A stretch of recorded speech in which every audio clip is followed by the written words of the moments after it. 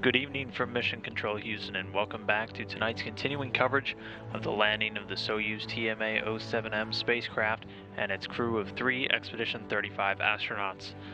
As of right now, the crew is moved into their Soyuz craft, having shut the hatches between the craft and the International Space Station successfully back at about 2:50 p.m. Central Time. The 3 are suited up in their Sokol launch and entry suits and inside of the descent module.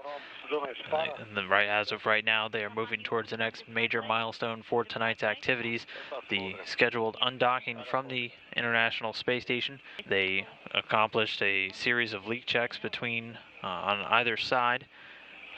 Before entering the craft, they were able to say a final farewell to the 3 astronauts and cosmonauts that will remain on board the International Space Station. Here you can see them beginning to egress into their docked Soyuz vehicle. All of the crew currently inside of the Rassvet module right here. You can see NASA astronaut Dr. Tom Marshburn now moving in. The man he's moving past in the striped shirt there is Pavel Vinogradov, a Russian cosmonaut who is remaining on board and will continue his stint as commander of Expedition 36, having taken over command of the International Space Station yesterday from departing commander, Canadian Space Agency astronaut Chris Hadfield. Now giving a final goodbye there and climbing in, you can see Russian cosmonaut Roman Romanenko. He will be in the center seat of the descent module throughout the flight this evening, in charge of all the Soyuz systems throughout the flight. He is the TMA-07M commander. There you can see the hatch being closed between the two, the hatch on the Soyuz craft. The crew arriving in that craft after launching from the Baikonur Cosmodrome back in December. Approximate. In a minute, I will select depot. Okay, separation confirmed. Timer is on. And separation confirmed at 6:08 p.m. Central Time, while the station and Soyuz craft fly about 257 statute miles over eastern Mongolia. Well, do that. Backing away at a rate of just a little over 1/10 of a meter per second. R7. Okay. Depot B1 confirmed. Send in S7. Команда ПСС, как нас слышно? I'll copy. Ну как, интересно? Очень. There we are getting live views now from the search and recovery forces of that Soyuz craft as it makes its final descent. Everything is nominal. You can see it there under the main parachute, heading down towards its touchdown just about 10 minutes from now. So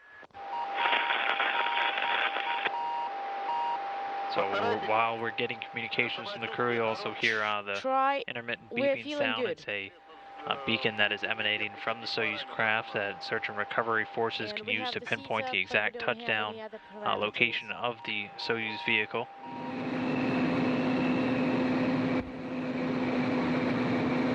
These helicopters carried many of the essential personnel to the landing zone, including flight surgeons, as well as landing site personnel in charge of safing the vehicle and extracting the crew, and also erecting the medical tent.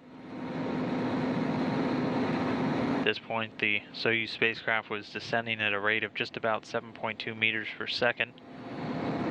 Once there, you can see the soft landing rockets fire just about 2 seconds before landing, slowing it to a final descent rate of just 0.8 meters while right above the ground. Now we're standing by as the Russian recovery forces, in concert with personnel from NASA and the Canadian Space Agency, move in to begin extracting the crew from the Soyuz craft, landing almost on the dot there, just to the southeast of Zhezkazgan. okay, let's get ready for the hatch opening. Okay, I'm standing. I'm ready. Attention. Careful. Hello. Welcome back. Our first look at the returned crew.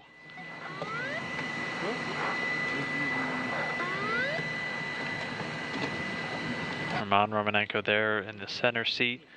Chris Hadfield to his left and Tom Marshburn to the right.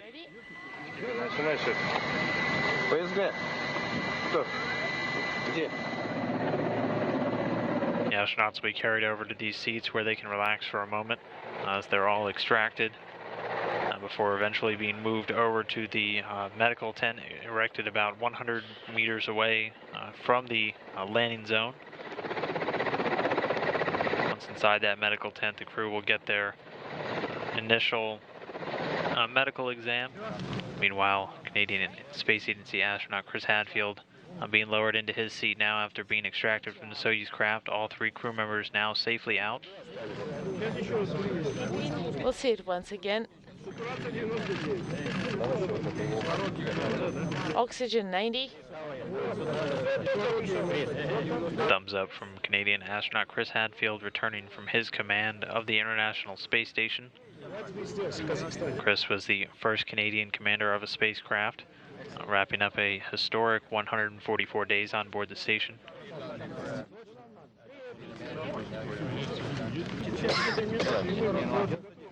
Great, how are you doing?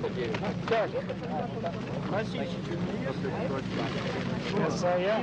Boy, that was quite a ride home. Quite a song. Roman Romanenko heading to Star City, Russia. Hadfield and Marshburn heading back to Houston.